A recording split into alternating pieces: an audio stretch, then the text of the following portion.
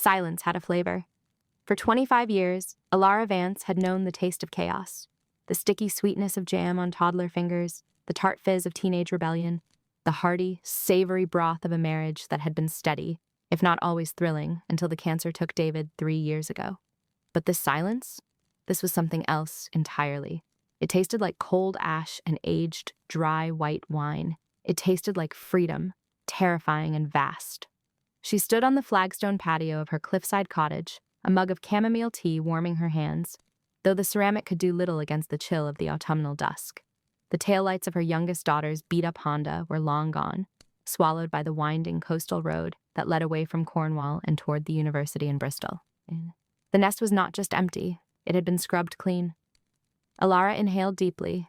The air here usually smelled of salt spray and the wild thyme that clung to the limestone cliffs, but tonight the scent was sharper, metallic, like a blade drawn against a whetstone. "Just you and the ghosts now, Alara," she whispered to the wind. Her voice sounded rusty to her own ears. She set the mug down on the wrought iron table and shook out her hair. It was a heavy, waist-length curtain, the color of roasted chestnuts, though lately the silver streaks had become more like rivers than tributaries. She didn't dye it. She liked the way the starlight seemed to get caught in the gray, a vanity she allowed herself now that there was no one around to tell her she looked like a witch. Of course, looking like one and being one were two very different inconveniences. Her grandmother had called it the knack. Her mother had called it nonsense.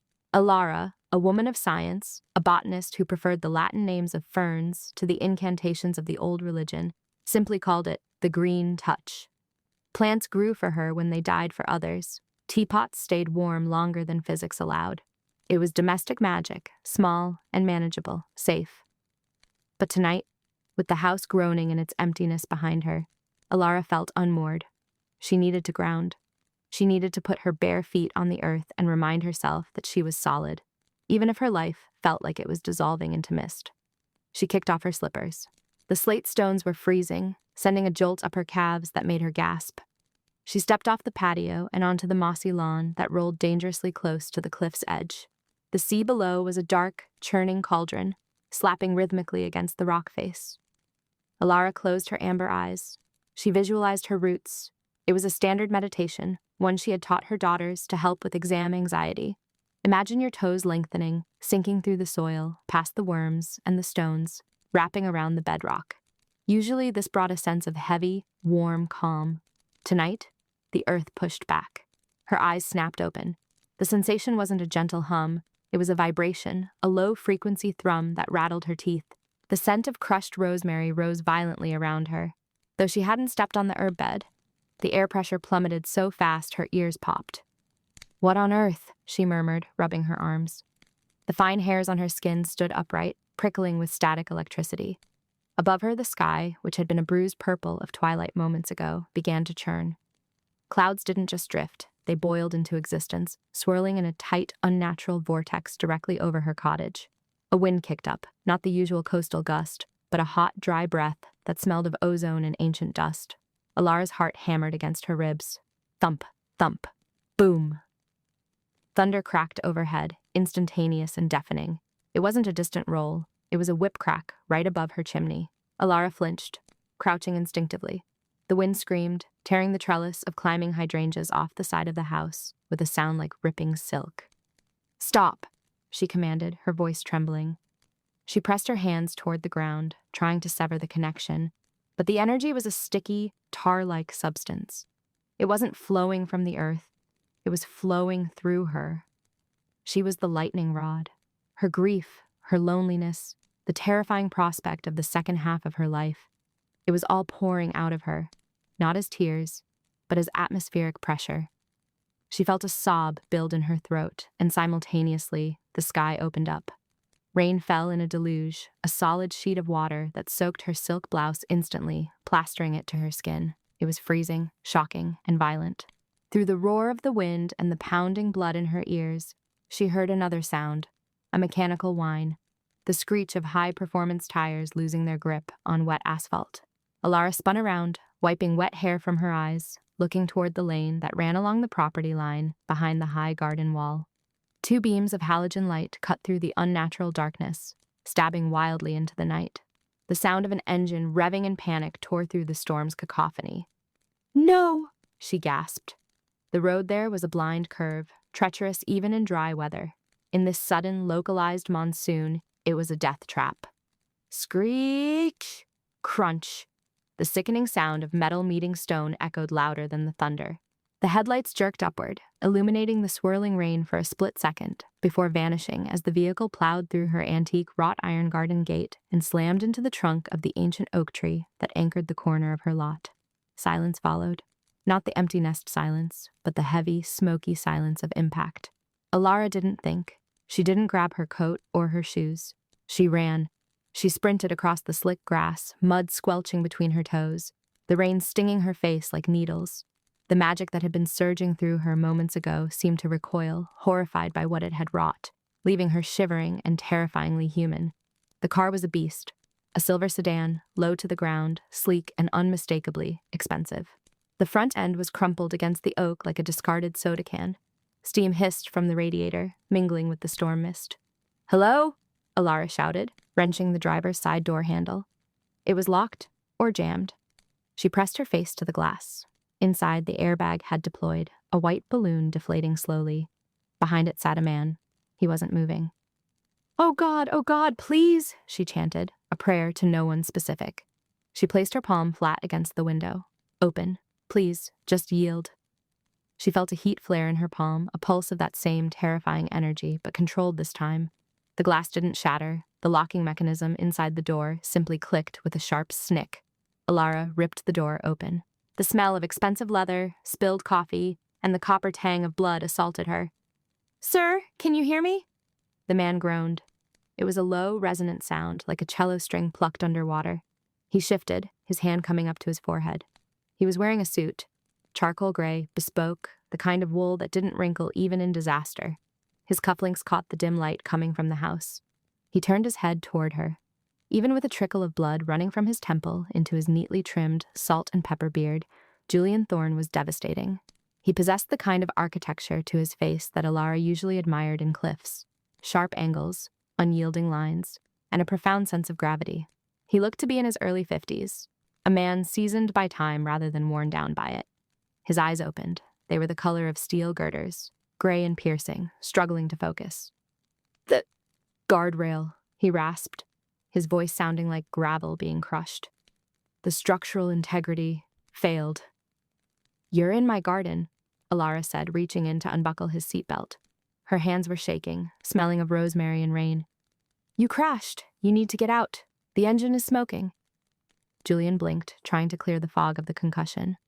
He looked at her hands fumbling with the buckle, then up at her face. He saw a woman who looked like she had been birthed by the storm itself, wild hair plastered to her neck, clothes soaked, eyes glowing with a fierce amber light that seemed brighter than the circumstances allowed. "Who?" "Alara. I'm Alara. Now move, please." The belt clicked open. Julian tried to step out, but his legs were water. He stumbled, pitching forward. Alara caught him. She wasn't a waif. She was a woman who hauled 50-pound bags of soil and wrestled overgrown wisteria. She took his weight, groaning slightly as his heavy frame collapsed against her. For a moment, they were frozen there in the pouring rain, him leaning heavily into her, his face buried in the curve of her neck, her arms wrapped around his broad shoulders. He smelled of sandalwood soap, starch, and the terrifying scent of adrenaline. The heat coming off him was immense. "I've got you," she whispered, half to him, half to the storm that was finally beginning to abate, the rain slowing to a drizzle as her panic focused into purpose. She half dragged, half walked him toward the cottage. He was limping, favoring his left leg, but he moved with a grim determination, his jaw set hard. By the time they reached the patio, the thunder had ceased entirely, replaced by the rhythmic sound of the ocean below. Inside, the kitchen was warm and dry, a stark contrast to the violence outside. Alara guided him to one of the sturdy wooden chairs at her kitchen table. He sank into it, looking absurdly out of place amidst her drying herbs and ceramic pots. He looked like a wolf that had fallen into a greenhouse. Alara rushed to the sink, grabbing a clean towel and wetting it. She turned back to find him watching her. His gaze was intense, analytical, dissecting the room, then her. "My car," he said, his voice gaining some strength, dropping into a baritone that vibrated in Alara's chest. "I need to call my insurance. The assessment." Forget the car, Alara said, stepping between his legs to press the cool cloth to the cut on his temple. He hissed in pain but didn't pull away. He looked up at her, his steel eyes locking with her amber ones. The proximity was dizzying. She could see the fine lines around his eyes, the flecks of lighter silver in his beard. She could feel the steady, logical rhythm of his breathing, which was slowly calming her own erratic heart. "Came out of nowhere," Julian murmured, his eyes narrowing as he studied her face, as if she were a blueprint that didn't quite make sense. "The weather report said clear skies, 0% chance of precipitation. I checked the radar before I left London." Alara swallowed hard. The guilt was a heavy stone in her stomach. "Weather on the coast is unpredictable." "That wasn't weather," Julian said, his voice quiet, deadly serious. He reached up, his hand large and warm, and caught her wrist, pulling her hand away from his forehead. He didn't let go. His thumb brushed over the pulse point of her wrist, sending a shiver straight down her spine that had nothing to do with the cold. "That was a localized atmospheric anomaly," he stated, the architect in him needing to categorize the chaos. "A microburst, statistically impossible in these conditions." Alara tried to pull her hand back, but his grip was firm. Not aggressive, just anchoring. He was a man who needed to understand the foundation of things, and right now, she was the only solid thing in his world. "You're in shock, Mr. Thorne." Julian Thorne. He didn't blink. "And I'm perfectly lucid." The sky was clear. Then it broke open directly over this house.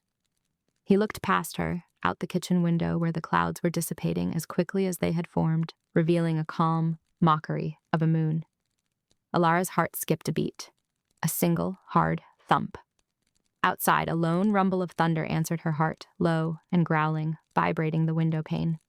Julian's gaze snapped back to her face. His eyes widened, just a fraction. He looked at her chest, where her heart was hammering, then toward the window, then back to her eyes. The skepticism in his gaze warred with a sudden, dawning comprehension that defied every blueprint he had ever drawn. "Did you?" he started, his voice barely a whisper. He looked at her hand, still held in his, and turned it over, seeing the soil stained into her fingertips and the faint, glowing residue of energy that was fading from her skin. "Did I what?" Alara asked, her breath catching. "Did you do that?" Alara opened her mouth to lie, to give him the scientific explanation he craved, but the air between them crackled. A spark, visible and blue, arc jumped from her finger to his palm. Julian flinched, but he didn't let go. Instead, his grip tightened, and the expression on his face shifted from confusion to a terrifying, intense curiosity. "Who are you, Alara?" he asked. Outside, the garden gate lay in ruins, and the storm waited, holding its breath, listening for her answer. Dear listeners, please leave a comment about which city you are listening from and subscribe to the channel in the name of love. This will support me and give me inspiration for new stories. "I am the woman who just pulled you from a crushing death, Mr. Thorne," Alara said, her voice trembling not with fear, but with the sheer effort of reeling in the power that thrummed beneath her skin. "And right now, that is the only definition that matters." She pulled her hand from his grip. The loss of contact felt colder than the rain that was currently defying physics around them. Droplets hovered like suspended diamonds, refusing to fall on her shoulders, sliding away as if an invisible glass dome protected her. Julian stared at the phenomenon, his steel gray eyes narrowing as his architect's brain tried to calculate the wind shear necessary to create such an anomaly. "Come," she commanded softly, turning toward the cottage. "The structural integrity of that car is failing. I can hear the metal groaning." Julian blinked, shaking his head to clear the fog of the concussion he surely had. "Metal doesn't groan until the yield point is exceeded," he muttered, relying on the comfort of engineering principles. "But, yes, it's unsafe." He stumbled as he stepped out of the wreckage, his bespoke Italian leather shoes sinking into the mud. He was a man built of marble and mathematics, tall and broad-shouldered, usually immaculate in his presentation. Now, with a streak of oil on his cheek and rain plastering his silver-threaded dark hair to his forehead, he looked like a fallen king, a very human, very vulnerable king. Alara guided him up the flagstone path. Her hands, usually accustomed to the rough bark of willow trees and the delicate roots of mandrake, felt small against the solid muscle of his arm. Yet she bore his weight easily. The adrenaline, or perhaps the lingering charge of the storm, coursed through her, giving her a strength that belied her slender frame. They crossed the threshold of her cottage, and the silence was immediate. The roar of the wind vanished, replaced by the ticking of a grandfather clock and the crackle of applewood in the hearth. The air here was heavy, not with moisture, but with scent. Dried sage, lemon balm, and the deep, resinous perfume of amber. Alara steered him toward the velvet armchairs near the fire. "Sit. I need to assess the damage." Julian sank into the chair, his long legs sprawling awkwardly in the cozy space.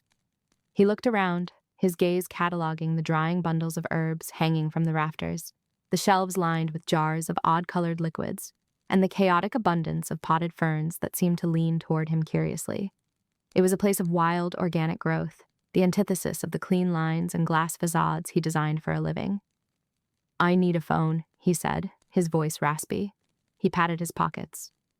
"My cell is... It must be in the car." "The lines are down, Julian," Alara said, the use of his first name slipping out before she could catch it. It felt strangely intimate on her tongue, like tasting a rare wine. "The storm has isolated us. For now, you are my guest." She bustled to the kitchen counter, grabbing a basin of warm water, a clean linen cloth, and a small dark pot of salve she had brewed only last moon. When she returned, he was watching her. Those eyes, gray as a winter sea, were no longer clouded. They were sharp, assessing, dissecting. "You knew my name," he stated, "before I told you." Alara knelt between his knees, dipping the cloth into the water. "I saw your wallet when I checked your pulse in the car," she lied smoothly. It was a partial truth. The wind had whispered his arrival hours ago, but a man like Julian Thorne wouldn't accept the wind as a messenger. She reached up to clean the cut above his brow. As the warm cloth touched his skin, he hissed, his jaw clenching. A muscle feathered in his cheek, drawing attention to the neatly trimmed salt and pepper beard that framed his face. "Sorry," she murmured. "Hold still." "I'm fine," he insisted, though he didn't pull away. He watched her face, his gaze tracing the lines of experience around her eyes and the wild tumble of her hair. "You have silver in your hair," he noted, as if it were a structural flaw he had just discovered. "Like starlight caught in mahogany." Alara froze, her hand hovering near his temple. The compliment was unexpected, delivered with a dry, factual tone that somehow made it more potent than flowery poetry. Heat flushed up her neck, unrelated to the fire. "It's just age, Mr. Thorne, nature claiming its due." "Julian," he corrected. "If you are going to patch me up like a piece of drywall, you should call me Julian." She focused on the wound. It was a nasty gash, bleeding sluggishly. She opened the dark pot, the scent of comfrey, lavender, and something sharper, ozone and crushed quartz, wafted up. "This will sting," she warned, "but only for a heartbeat." She applied the green balm with her fingertips. Her skin was rough, stained with the tannins of the earth, yet her touch was impossibly gentle. As she pressed the salve into the cut, she visualized the skin knitting together, the cells remembering their wholeness. She didn't chant, she didn't need to. At 48, her magic was as natural as breathing, a quiet hum in the back of her throat. Julian inhaled sharply through his nose, his eyes widening. "That burns." "It's working," she said softly. He watched, mesmerized, as the pain receded instantly, replaced by a cool, vibrating numbness. He reached up, his large hand capturing her wrist to stop her movement. His grip was warm, his fingers calloused from years of drafting and site inspections. "Stop," he commanded, though his voice lacked force. He looked at the reflection in the mirror above the mantel. The angry red gash was already fading to a pale pink line. It was physically impossible. Biological regeneration didn't happen in seconds. "How?" he whispered, turning his gaze back to her. "What is in that jar? Corticosteroids? A coagulant? That speed of cellular repair is..." "Aloe and calendula," Alara said, pulling her wrist free. Her heart hammered against her ribs. He was too observant, too smart. "You have a strong constitution, Julian. You heal quickly." "I am a man of science, Alara," he said, leaning forward. The skepticism was back, armoring him. "I deal in load-bearing walls and tensile strength. I know that concrete takes 28 days to cure to full strength. I know that human skin does not knit together because a woman with rosemary on her hands touched it." "Perhaps you don't know as much about the world as you think," she countered, standing up to put distance between them. His proximity was doing strange things to her equilibrium. The air in the cottage felt charged, thick with the static of an approaching storm, even though the thunder outside had rolled into the distance. Julian stood as well. He swayed slightly, then righted himself, his pride refusing to let him show weakness. He towered over her, a silver fox in a ruined suit, radiating an intensity that made Alara's knees feel like water. "I know what I saw in the rain," he said, stepping closer. "The water bent around you. I know what I felt when you touched me in the car. It wasn't static electricity, Alara. It was heavy. It had weight." "You were in shock," she argued, backing up until her hips bumped the heavy oak table. "Trauma messes with perception." "And the lamp?" He gestured to the antique brass lamp on the side table. "When you touched my hand outside, the filament blew sparks. Old wiring. This is a cottage from the 19th century. The wiring in the garden?" He raised a dark eyebrow. "You are a terrible liar, Ilara Vance." He was close now, too close. She could smell the rain on his wool suit, the leather of his shoes, and the underlying scent of the man himself. Sandalwood, expensive tobacco, and the metallic tang of adrenaline. It was an intoxicating mix that woke up parts of her she had thought dormant since her husband passed 5 years ago. Alara looked up at him. She was a woman who commanded the storms, who coaxed night-blooming jasmine to flower in winter. She should not be flustered by a mortal man with a logical mind and broad shoulders. But she was. "Why does it matter?" she asked, her voice dropping to a husky whisper. "You are safe. You are dry. Why do you need to dissect the miracle?" "Because blueprints are my life," Julian murmured, his gaze dropping to her lips, then back to her amber eyes. "I need to understand the structure of things. And you are a structure I cannot decipher. You have no blueprints." He reached out, his hand hovering near her face. He wanted to touch her, to test the reality of her skin against his theories. Alara held her breath. She should step away. She should conjure a gust of wind to push him back. But she didn't. His fingertips grazed her cheekbone. Zap! The sound was loud, like a whip crack in the small room. A visible arc of blue energy snapped between his skin and hers. Simultaneously, the bulb in the table lamp exploded with a sharp pop, showering the floor with glass dust. The room plunged into semi-darkness, lit only by the dying embers of the fire. Julian jerked his hand back, but he didn't retreat. In the firelight, his eyes glinted with a mixture of fear and ravenous hunger. "Wiring?" he challenged, his voice low and rough. Alara's breathing was shallow. Her skin where he had touched her felt branded, hot and throbbing. The air around them swirled, invisible currents tugging at her hair, lifting the heavy chestnut strands as if she were underwater. "Chemistry," she breathed, the truth slipping out. "Some things react volatilely when mixed." "This isn't chemistry," Julian said. He placed his hands on the table on either side of her, trapping her within the cage of his arms. He didn't touch her again, but the heat radiating from his body was overwhelming. "This is impossible. You are impossible." "Then leave," she challenged, though her eyes pleaded with him to stay. "Walk out the door and back into the rain. Go find your logic, Julian." He looked at the door, then back at her.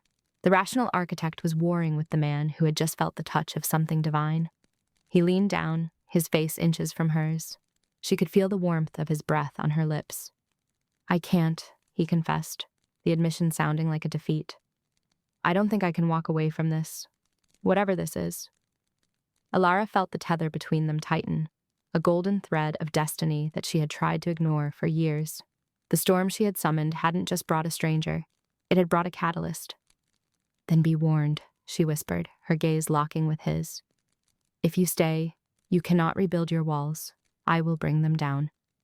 Julian stared at her, the firelight casting dancing shadows across his sharp features.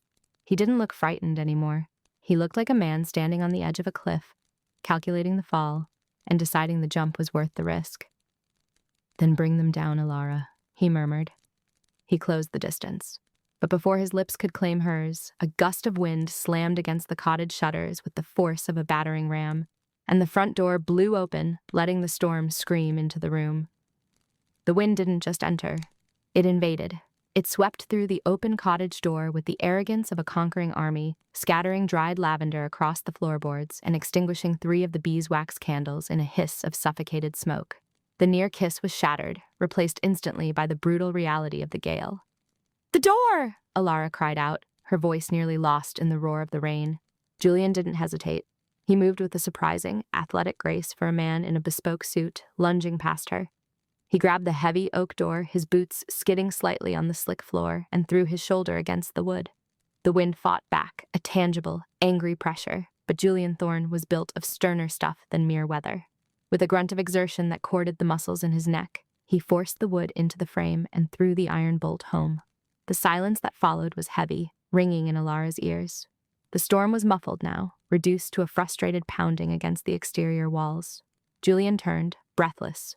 His silver-flecked hair was disheveled, damp strands clinging to his forehead, and his chest heaved beneath the fine cotton of his shirt. He looked elemental, dangerous, and devastatingly human. "Are you all right?" he asked, his voice rough. Alara nodded, though her heart was hammering a frantic rhythm against her ribs. It wasn't just the wind, it was the magic. The sudden intrusion of the elements had stirred the ley line beneath the floorboards. She could feel the cottage humming, a low vibration that made the china in the hutch rattle ominously. "Be still," she commanded silently, pushing her will into the floorboards. "Not now." "I'm fine," she managed, smoothing her skirts with trembling hands. "Just a draft." Julian's steel-gray eyes narrowed as he surveyed the room, his gaze lingering on the ceiling beams and the stone hearth. The romantic haze had evaporated, replaced by a sharp, calculating assessment. He walked toward the window, peering out into the impenetrable blackness, then turned back to her. The look on his face had changed. The heat was gone, replaced by a cool, professional detachment that chilled her more than the storm. "The bridge is out," he stated flatly. "I saw the supports buckling before I turned up your drive. I assume the lower road is flooded?" "Completely," Alara said, moving to the hearth to feed the fire, kneading the grounding scent of burning birch. "The valley floods every 10 years. You're stranded, Julian." Stranded. He tested the word, disliking the taste of it. He reached for his leather satchel, which he'd discarded near the entryway, and pulled out a waterproof canister. "Well, if I'm to be trapped, I suppose it's fortunate I'm trapped exactly where I need to be." Alara froze, a log suspended in her hand. "What do you mean?" Julian uncapped the tube and slid a roll of blueprints onto her kitchen table, weighting the corners with a sugar bowl and a heavy iron candlestick. The paper was blue-lined and precise, smelling of ammonia and ambition. "I didn't just stumble upon this cottage by accident, Alara. My GPS failed, yes, but my destination was this grid coordinates." He tapped a section of the map with a long, manicured finger. "I'm the lead architect for the Obsidian Ridge development." The air left the room. Alara set the log down slowly, her movements careful, predatory. "The development," she repeated softly. "The one that plans to raise the Whispering Woods. The one that wants to pour concrete over the aquifer.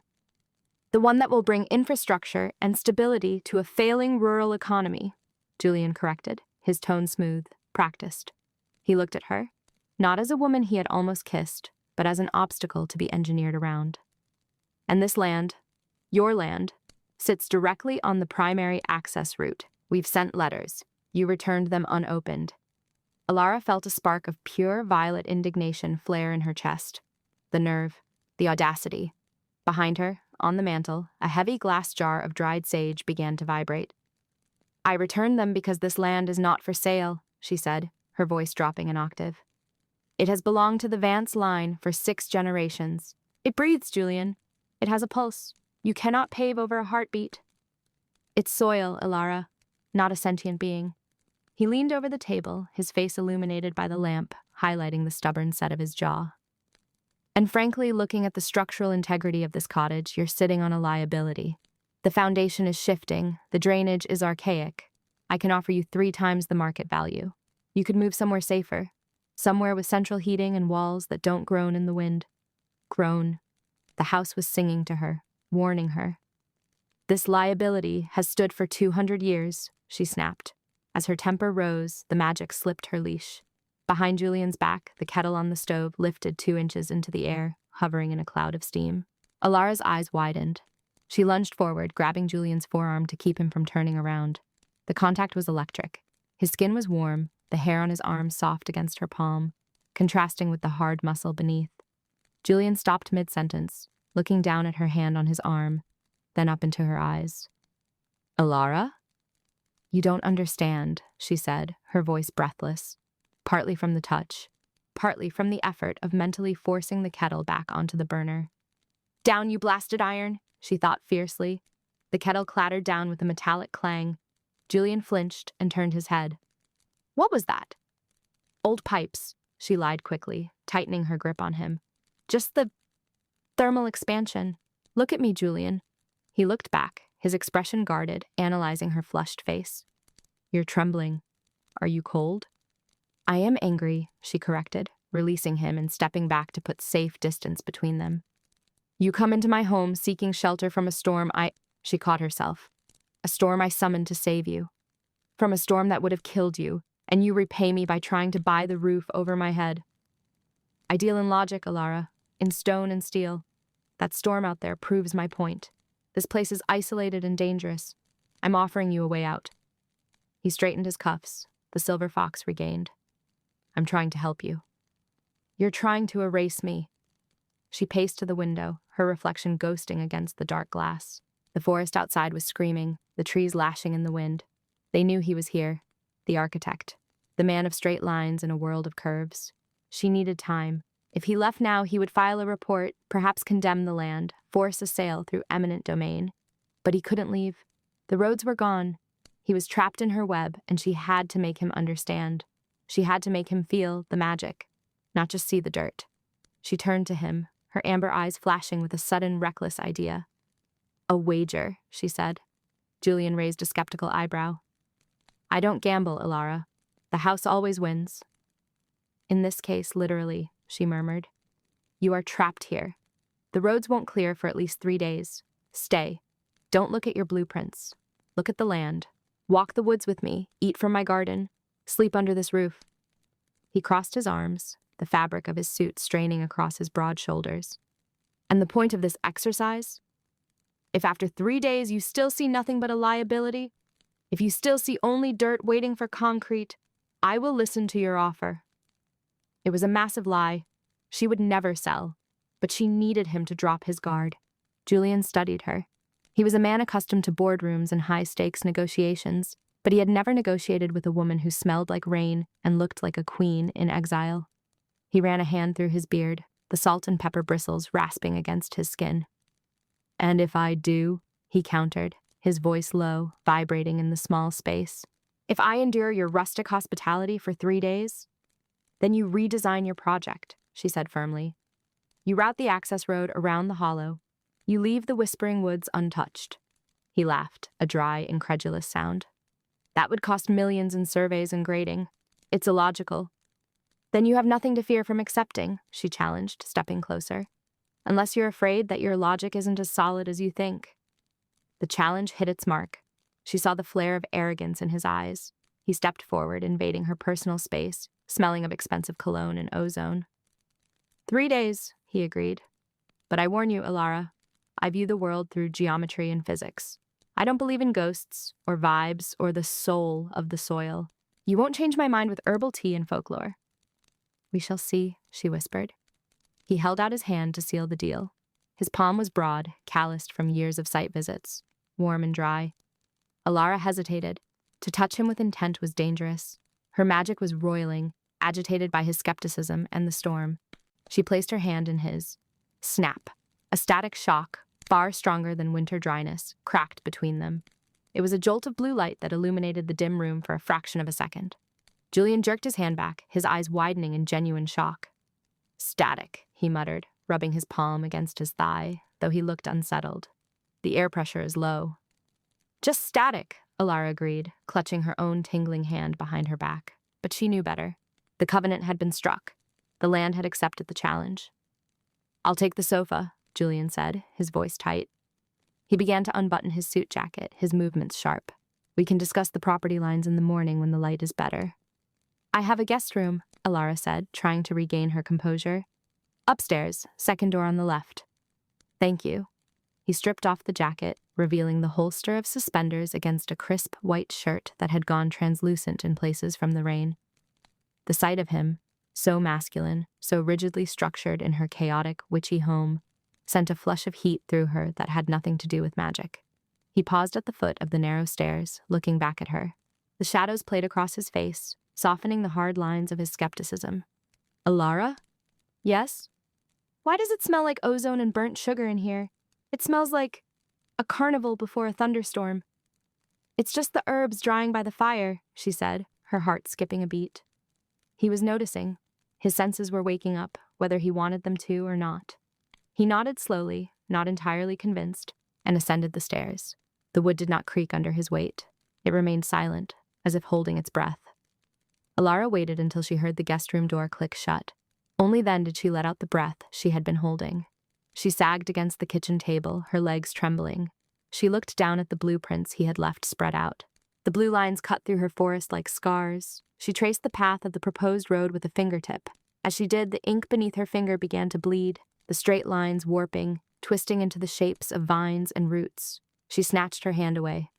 3 days. She extinguished the lamp, plunging the kitchen into darkness.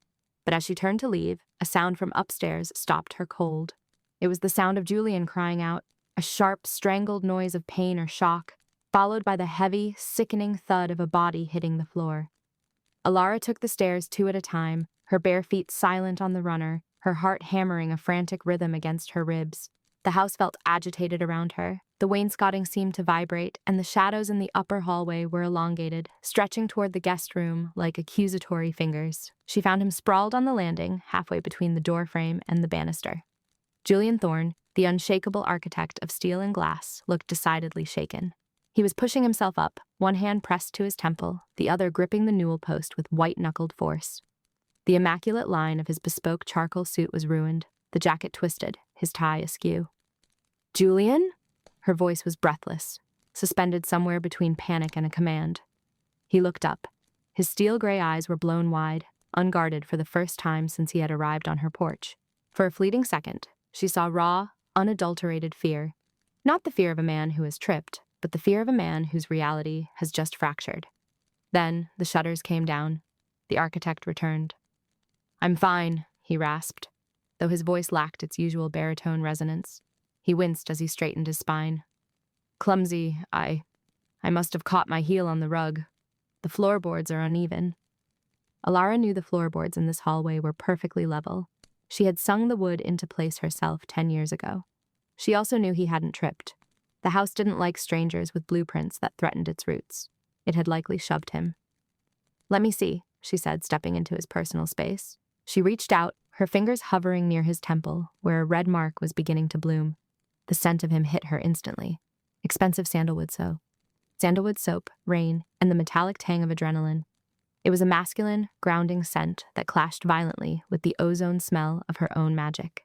He flinched, then held very still as she brushed the hair back from his forehead. His hair was thick, the salt and pepper waves cool to the touch. "No blood," she murmured. "But you'll have a bruise. You hit the wall hard." "I felt—" He stopped, swallowing heavily. He looked at her hand, then at her eyes. "I felt like the floor tilted, like the house pitched, Alara, as if we were at sea." "Old houses settle," she lied smoothly, though her pulse jumped. "The storm is fierce. The wind pressure can play tricks on the equilibrium." Julian let out a sharp, derisive breath, but he didn't pull away. "I designed skyscrapers that withstand hurricanes, Alara. Wind pressure does not make a Victorian hallway pitch 45 degrees. "Come downstairs," she said, withdrawing her hand. The skin of her fingertips tingled where she had touched him. "The guest room is cold, and you're shaking. I have a fire in the library, and brandy."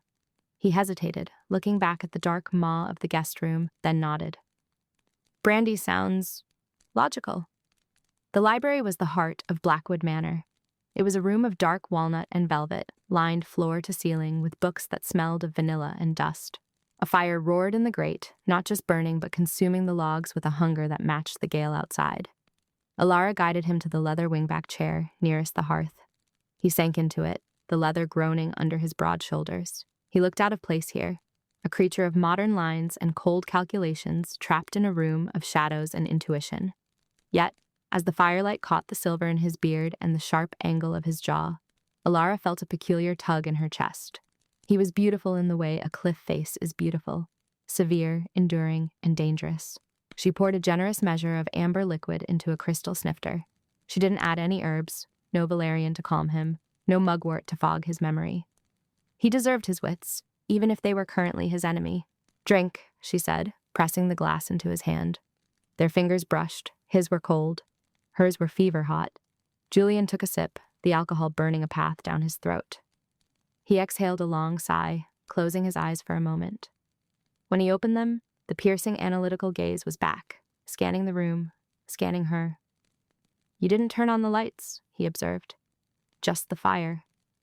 "I prefer the natural light. It's easier on the eyes." "It's inefficient," he countered, though his voice had softened. "You can't see what's in the corners." That's the point, Alara thought.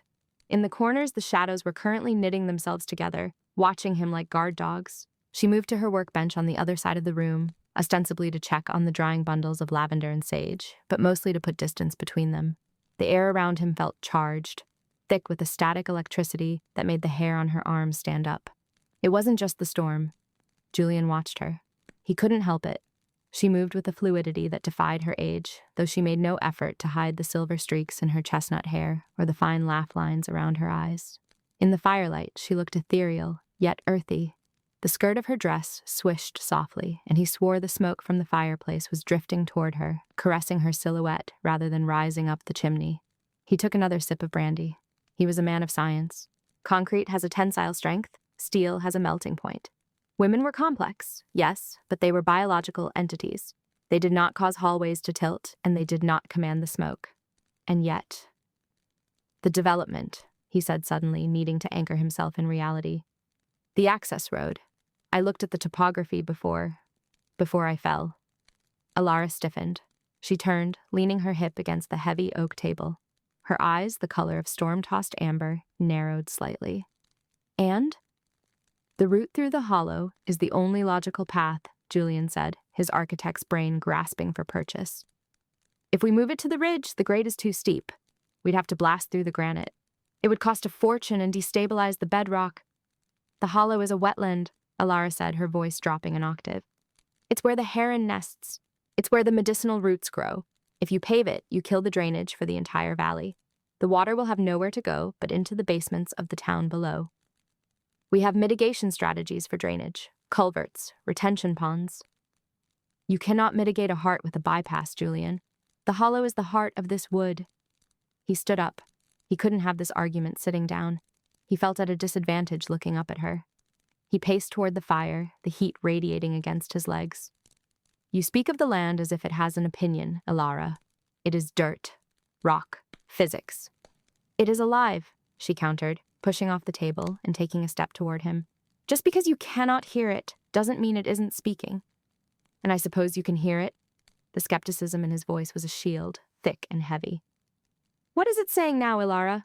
Is it telling you to stop the grumpy architect from building homes for 20 families?"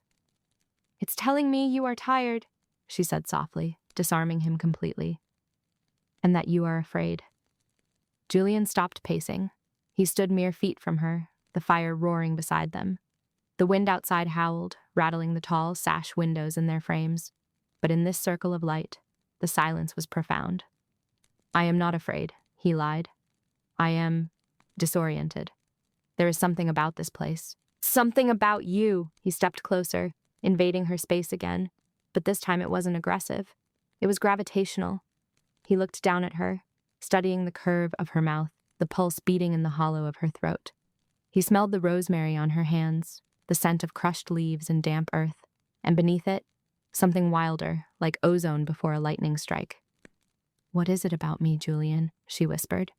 She didn't retreat. She tilted her head back, meeting his gaze with a defiance that made his blood heat. "You don't make sense," he murmured. His hand rose, almost of its own volition, and tucked a stray lock of hair behind her ear. His fingers grazed her jawline, the skin soft and impossibly warm. "I can't calculate you. I can't draft you. You blur the lines." Alara's breath hitched.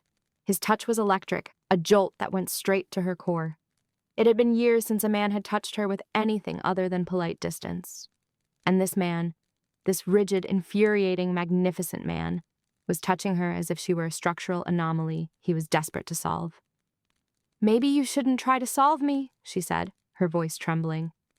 "Maybe you should just..." "Just what?" His thumb brushed her cheekbone. His eyes dropped to her lips. The gray in his irises swirled, dark as the storm clouds. The air pressure in the room plummeted. The fire flared green for a microsecond, then snapped back to orange. The shadows in the corners surged forward, protective and jealous. Julian leaned in. The rational part of his brain was screaming that this was unprofessional, that he was the contractor and she was the obstacle, that he was 52 years old and too old for sudden infatuations in the middle of a thunderstorm. But the man in him, the man who had been lonely for a decade, living in a world of cold blueprints, didn't care. He wanted to taste the storm on her. Their lips were an inch apart. She could feel the heat radiating from his chest. He could feel the strange, vibrating energy humming off her skin. "Julian," she breathed, and it sounded like a warning. Crack! A sound like a gunshot tore through the room. The heavy velvet drapes on the far window blew inward violently as the latch shattered, succumbing to the gale. A blast of freezing wind and rain swept into the library, extinguishing the lamps instantly and sending papers flying in a chaotic whirlwind. Julian spun around, his arm instinctively going out to shield Alara, pushing her behind him. "The window!" he shouted over the roar of the wind. He lunged toward the opening, fighting the gale to grab the heavy wooden sashes. Rain lashed his face, soaking his shirt in seconds. He struggled for footing on the wet floor, his leather soles slipping. Behind him, the whirlwind of papers spiraled toward the fireplace. Alara watched in horror as the main site map, the original copy with the town council's seal, caught an updraft.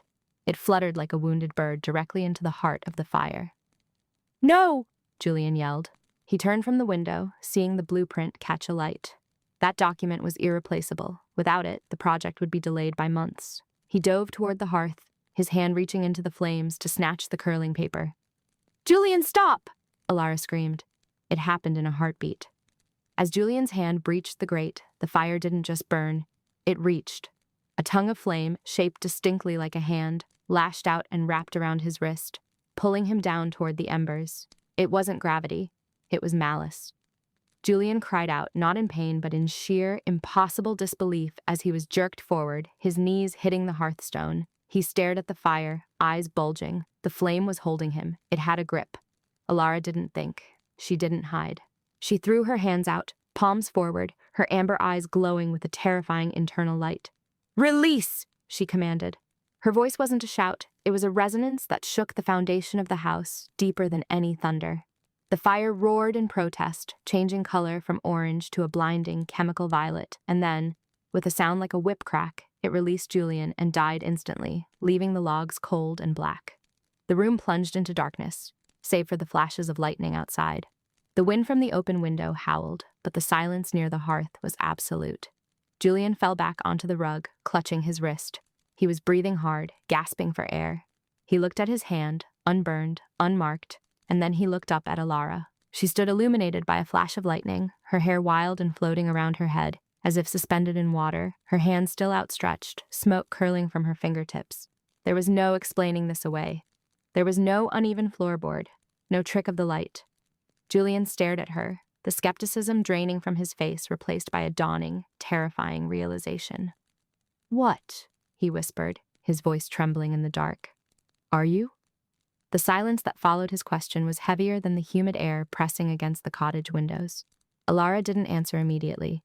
Instead, she lowered her hand, the faint violet smoke dissipating into the scent of ozone and burnt lavender. She felt the drain of the magic in the marrow of her bones, a familiar ache that usually sent her reaching for a tincture.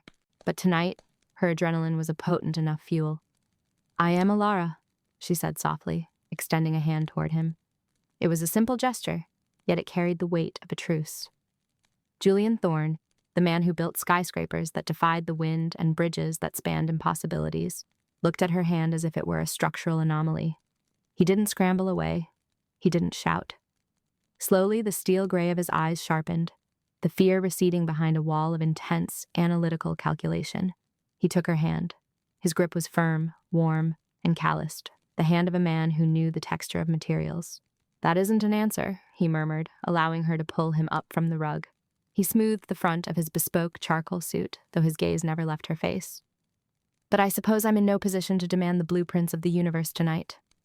"Come," Alara said, her voice dropping to a husky register that seemed to vibrate in the small room. "The storm has knocked out the power lines, but the stew is still hot, and the wine needs breathing. We can't fight the thunder on an empty stomach." It was a surreal pivot, moving from the impossible to the domestic, yet it was the only way she knew to ground the electricity arcing between them. She lit the beeswax candles on the small oak table. The flames flickered, casting long, dancing shadows against the rough-hewn walls, illuminating the dried herbs hanging from the rafters. Bundles of sage, mugwort, and yarrow that looked less like decorations and more like silent sentinels. They ate in a charged silence. The storm battered the roof, a relentless drum of rain and wind, but inside, the circle of candlelight created an intimate, almost suffocating haven. Alara watched him over the rim of her wineglass. Julian ate with the precise economic movements of a man who wasted nothing, not even motion. The silver at his temples caught the candlelight, and the salt and pepper beard framed a mouth that was usually set in a grim line, now softened by the rich Merlot. "You're staring," Julian said, his voice a low rumble that competed with the thunder. "I'm observing," Alara corrected, setting her glass down. "Botanists are trained to observe reaction and adaptation. You saw something tonight that breaks every rule of your world, Julian. Yet here you are, eating beef stew and drinking my wine. You haven't run into the rain." Julian leaned back, resting his forearms on the table. He looked tired, the lines around his eyes deepening, but the intensity in his gaze was scorching. "I deal in load-bearing structures, Alara. When a foundation is unstable, you don't run. You reinforce it, or you study it to see why it hasn't collapsed." He reached across the table, his fingers brushing the back of her hand. The contact sent a jolt through her that had nothing to do with magic and everything to do with the man. "I can't explain what happened by the hearth," he admitted, his thumb tracing the prominent vein of her wrist. "Logic tells me I was hallucinating. Stress, oxygen deprivation. But my skin..." He inhaled deeply, smelling the rosemary oil she used on her hands. "My skin remembers the heat, and my eyes see you." "And what do you see?" Alara whispered. Julian stood up, the chair scraping loudly against the floorboards. He moved around the table with a predatory grace, stopping behind her chair. He didn't touch her, but she could feel the heat radiating from his body, a solid, masculine presence that made the fine hairs on her neck stand up. "I see a woman who smells like the earth and commands the air," he said, his voice near her ear. "I see a mystery I want to unravel, layer by layer." Alara turned in her chair, looking up at him. The amber of her eyes locked with his steel gray. The skepticism was gone, incinerated by a hunger that was raw and terrifyingly honest. "Be careful, Julian. Some knots, once untied, cannot be retied." "I'm not looking for safety," he replied, and then he bent down, capturing her mouth with his. It wasn't a tentative first kiss. It was a collision. It tasted of wine and rain and suppressed longing. Julian pulled her up from the chair, his hands spanning her waist, his grip possessive. Alara melted into him, her hands tangling in the thick hair at the nape of his neck. He felt solid, real, an anchor of concrete and steel in her world of shifting mists. He swept the contents of the table aside with one arm, the crash of pottery lost beneath a peal of thunder, and lifted her onto the oak surface. His hands were everywhere, worshipping the curves of her body, learning the topography of her hips and the softness of her thighs. This was not the fumbling of youth. This was the deliberate, skilled passion of a man who knew what he wanted and a woman who was finally allowing herself to take it. Alara gasped as his lips moved down her throat, finding the pulse that hammered there. The rosemary scent on her skin mixed with his cedarwood cologne, creating a heady perfume that dizzied her. She arched back, her guard dropping, her focus fracturing. Control. She needed to keep control. But the way his beard grazed her sensitive skin, the way his large, capable hands unbuttoned her blouse with maddening slowness, shattered her concentration. "Julian," she breathed, her voice breaking. He paused, looking deep into her eyes, his own darkened with desire. "I have you, Alara. I've got you." He kissed her again, deeper this time, and the world fell away. There was only the friction of skin, the heat of his body, and the rising tide of pleasure that threatened to drown her. As the intimacy deepened, moving from frantic touches to a slow, rhythmic joining, Alara felt her inner barriers crumble. The tight leash she kept on her elemental affinity snapped. It started with the wind. The windows were latched shut, yet a breeze curled through the room, lifting the heavy curtains. Then the light changed. The shadows in the corners of the room detached themselves, swirling like ink in water. Julian felt the shift. He pulled back slightly, his chest heaving, his forehead resting against hers. He opened his eyes and froze. Floating around them, suspended in midair, were hundreds of tiny, glowing embers. They had risen from the dying fire in the hearth, drifting like fireflies, pulsing in time with Alara's rapid heartbeat. They cast a soft golden glow over Julian's face, illuminating the wonder that had replaced his lust. "Alara," he whispered, not in fear, but in reverence. He reached out, his hand passing through a floating spark that felt like a warm breath against his skin. "Look." Alara opened her eyes, hazy with pleasure, and saw what she had done. The room was alive. The air shimmered with gold and violet dust motes. A potted fern on the shelf was unfurling new fronds at a visible rate, the leaves reaching toward the energy radiating from the couple. She should have been terrified. She had exposed her nature completely. But looking at Julian, she saw no rejection. He was a man who worshipped structure, and he was looking at her chaos as if it were the most beautiful architecture he had ever seen. "You are magic," he said, the realization settling into the hollow of his throat. He cupped her face, his thumbs stroking her cheekbones. "You are actually magic." "Does it frighten you?" she asked, her voice trembling. "It should," Julian admitted, grounding her by pressing his hips firmly against hers, reminding her of the man beneath the enchantment. "But God help me, Alara. It only makes me want you more." He kissed her then, and the embers swirled faster, a cyclone of light surrounding them.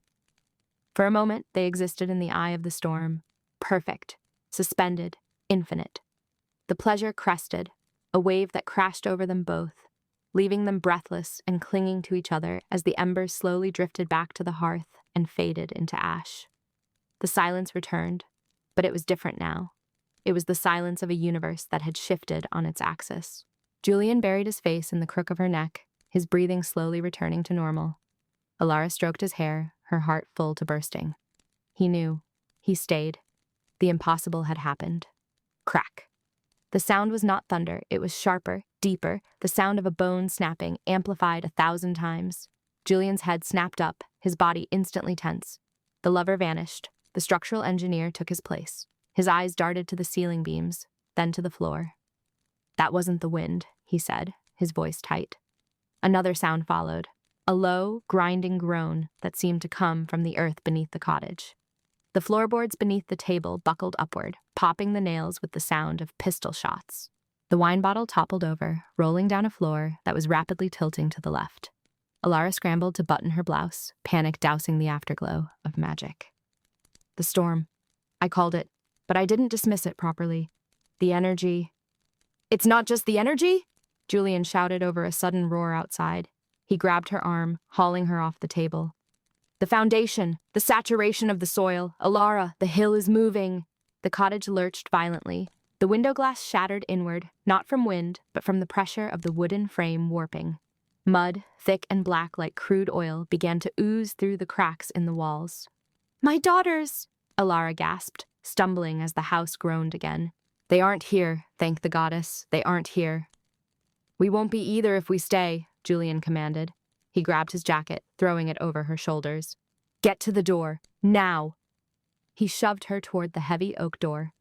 Alara reached for the handle, but the frame had twisted. It was jammed tight. She pulled, channeling a spark of magic, but she was drained. Empty. The door wouldn't budge. Outside, the roar became deafening, a freight train bearing down on them. It was the sound of the mountain giving way, thousands of tons of rock and wet earth surrendering to gravity. Julian threw his shoulder against the door, gritting his teeth, veins bulging in his neck. "Damn it!" The back wall of the kitchen exploded inward. Logs, mud, and debris poured into the room, smashing the hearth where they had stood only moments ago. The floor tilted sharply, sliding them toward the gaping maw of the landslide. Julian abandoned the door. He grabbed Alara, tackling her to the ground beneath the sturdy oak dining table just as the main support beam of the roof snapped with a terrifying screech. Darkness swallowed them, absolute and suffocating, accompanied by the screaming of timber and the crushing weight of the earth. Dust tasted like old bones and dry panic. It clogged Alara's throat, a gritty contrast to the metallic tang of adrenaline flooding her system. Above them, the mountain groaned, a sound so low and resonant it vibrated in the marrow of her shins. The oak table shuddered under the weight of the collapsed roof, but it held. Julian's arm was a band of iron across her chest, pinning her to the floorboards. In the suffocating dark, she couldn't see him, but she could smell him. Cedarwood, rain-soaked wool, and the sharp, distinct scent of a man pushed to his limit. He wasn't trembling. If anything, he felt as solid as the bedrock she had failed to soothe. "Alara?" His voice was a rough rasp against her ear. "I'm here," she whispered, coughing as the dust settled. "I'm whole." "The beam took the brunt of the slide," Julian said, his tone shifting instantly into the analytical cadence of the architect. "But the load-bearing capacity of this table is finite. We have to move. Now." He shifted, his bespoke suit rustling against the debris. Light filtered in through a jagged gap where the kitchen wall used to be, or rather, where the kitchen wall had been replaced by a chaotic slurry of mud and uprooted pines. The storm outside wasn't finished. The wind howled through the breach, carrying freezing rain that lashed at their faces. Julian kicked at a pile of splintered cabinetry, clearing a path. "Stay low, follow my shoulder, do not let go." They crawled out from their wooden shelter into a nightmare. The back of the cottage was gone. The cliff edge, which had once been a safe 30 yards away, was now a jagged lip of sodden earth merely 10 feet from where they stood. The landslide had taken the garden, the shed, and the ancient hawthorn tree. It was hungry for more. Alara scrambled to her feet, the wind whipping her hair across her face like a lash. The rosemary scent on her hands was gone, replaced by the stench of raw, wounded soil. She could feel the earth screaming. It wasn't just gravity. The elemental spirits were in a frenzy, untethered and terrified. "To the car!" Julian shouted over the gale, gripping her hand. His grip was warm, calloused, and utterly human. "The foundation is compromised. The whole structure is going to slide." He pulled her toward the front hallway, toward safety, toward the logic of steel and combustion engines. But Alara stopped. Her boots sank into the mud that was oozing across the floorboards. She felt the vibration under her feet, a deep, sickly thrum. The roots of the forest were snapping. "No!" she gasped, the realization hitting her with the force of a physical blow. She yanked her hand back. Julian turned, his steel-gray eyes wide with disbelief, hair plastered to his forehead. "Alara, are you insane? We have seconds." "If I leave, the ridge goes," she shouted, her voice strangely amplified by the wind. "The slide won't stop at the house. It will take the road. It will take the town below. I can feel the fault line tearing." "That is a geological event, Alara. You cannot stop geology with whatever this is." He gestured wildly at the storm, his rational mind trying to categorize the chaos. "I am the anchor." She didn't mean to scream it, but the power surged up her throat, tasting of ozone and ancient stone. "I have to bind it." She turned and ran, not away from the danger, but directly toward the gaping maw of the landslide. "Alara!" She reached the jagged edge where the kitchen floor broke off into nothingness. The rain was torrential here, blinding and cold. Below in the dark, churning abyss, trees were snapping like matchsticks. She dropped to her knees in the mud, disregarding the sharp stones cutting into her skin. Root and stem, stone and bone, the incantation rose in her mind, not as words, but as a feeling. She plunged her hands deep into the sliding muck. It was freezing, a chaotic slurry of death, but she pushed deeper, seeking the solid earth beneath. Hold. She pushed her magic into the soil. It drained her instantly. Her vision grayed at the edges. The slide was too heavy, the momentum too great. She was one woman against the weight of a mountain. She felt her own body beginning to slide, the mud dragging her forward over the precipice. Then, a weight slammed into her from behind. Not debris, a body, a man. Julian dropped to his knees behind her, his chest pressing against her back, his legs hooking around hers to brace them against the remaining floor joists. He didn't try to pull her back this time. He wrapped his arms around her waist, locking his hands together over her navel in a grip that could have crushed diamond. "Do it!" he roared into her ear, his voice defying the wind. "I have you. I am the pile. You are the bridge. Do it!" He wasn't fighting her. He was bracing her. He was applying the principles of structural integrity to a woman and a witch. Alara gasped, drawing strength not just from the earth, but from the heat radiating off him. His skepticism had dissolved, replaced by a fierce, terrifying faith in her. She felt his heart hammering against her spine, a steady, driving rhythm that stabilized her own erratic pulse. She closed her eyes and screamed silently into the earth. Bind. The magic exploded from her, no longer a trickle but a torrent. From her hands, emerald light seeped into the mud, visible even to the naked eye. It shot downward like lightning in reverse, seeking the bedrock. Julian watched, his breath hitching, as the impossible happened. He saw the light weave through the mud. He knew he saw roots erupting from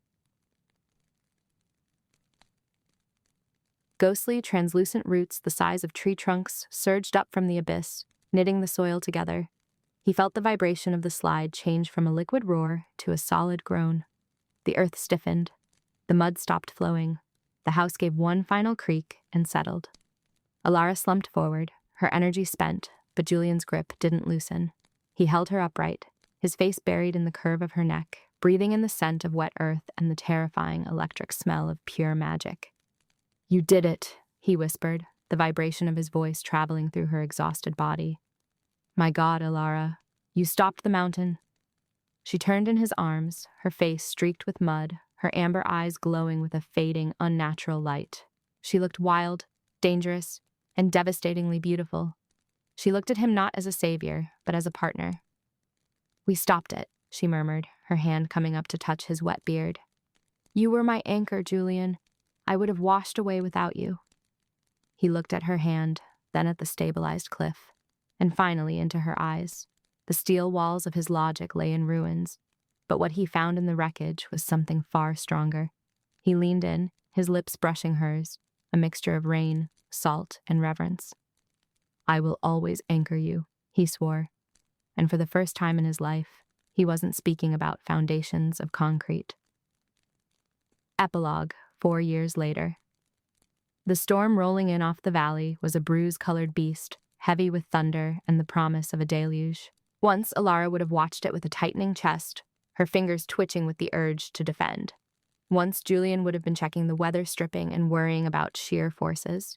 Now they just stood on the porch, coffee mugs steaming in the cooling air. The house that stood behind them was nothing like the cottage that had been lost. It was a masterpiece of Julian's design, a sanctuary that didn't dominate the landscape but breathed with it. It was built of stone and glass, curved to deflect the wind rather than fight it. It was cantilevered over the healed scar of the cliff, embracing the danger rather than hiding from it. Julian stepped up behind her, wrapping his arms around her waist in a motion so familiar it felt like a reflex. He was 56 now, the silver in his beard having conquered the pepper, but his shoulders were just as broad, his presence just as grounding. "Barometer is dropping," he noted softly, pressing a kiss to the sensitive spot behind her ear. "I know." Alara leaned back against him, closing her eyes. She inhaled deeply. The air smelled of ozone, pine, and the rich, dark roast of their coffee. "The spirits are restless, but not angry. Just playful." "Playful," Julian chuckled, the sound rumbling against her back. "I'll make sure the shutters are secured, just in case their game gets rough." He didn't mock her. He didn't scoff. Over the last 4 years, the renowned architect had learned that there were load-bearing walls, and then there were load-bearing spells. He respected the mechanics of both. He had learned to read the way the light shifted in her amber eyes, as well as he read a blueprint. Alara turned in his arms, setting her mug on the railing. Her hair, now entirely silver, caught the weird, greenish light of the approaching storm. She placed her hands on his chest, feeling the steady beat of his heart, the rhythm that had saved her life. "Do you regret it?" she asked softly. "Building here? With a witch?" Julian looked down at her, his expression softening into that specific private adoration he reserved only for her. He took her hand, bringing it to his lips. He kissed the palm that smelled of crushed rosemary, the palm that had once knit a mountain back together. "Alara," he said, his voice low and certain as the thunder cracked overhead. "I spent my life building boxes to keep the world out. You taught me that the only structure that matters is the one that lets the magic in." He pulled her closer, eliminating the space between them. The wind whipped around the eaves of their sanctuary, wild and untamed, but on the porch, there was only stillness. "Besides," he whispered against her lips, "I like the storms now. They remind me of the night I finally woke up." Alara smiled, and as their mouths met, the first drops of rain began to fall, drumming a rhythm of peace on the roof of the home they had built together. Root and anchor, earth and steel, forever bound.